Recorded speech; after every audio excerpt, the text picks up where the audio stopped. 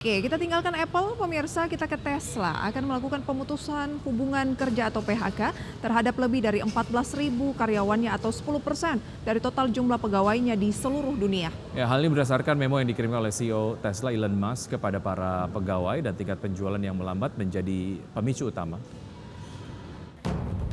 Oke, kita beralih pemirsa ke Chairman Federal Reserve Jerome Powell Selasa mengatakan data inflasi baru-baru ini belum memberikan kepercayaan yang cukup kepada pengambil kebijakan untuk segera melonggarkan kredit dan mencatat Bank Sentral Amerika Serikat mungkin perlu mempertahankan suku bunga lebih tinggi lebih lama dari yang diperkirakan sebelumnya. Dan seiring dengan itu pemirsa, bursa Wall Street ditutup variatif.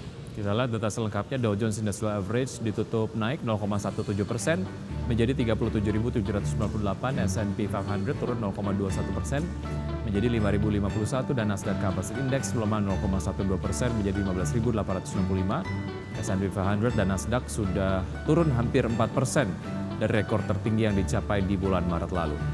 Imbas ketegangan di Timur Tengah, bursa Eropa juga melemah. Di Jerman, indeks DAX turun 1,44%, FTSE 100 Inggris turun 1,82%, CAC 40 Prancis turun 1,4%.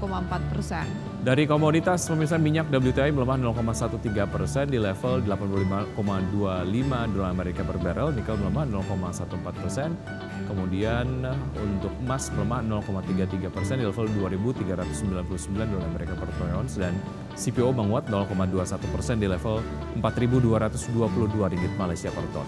Dari valuta asing, nilai tukar rupiah terhadap sejumlah mata uang utama dunia terhadap dolar Amerika Serikat di 16.170, terhadap euro di 17.177, terhadap pound sterling di kisaran 20.101, dan terhadap yen Jepang di 104,51.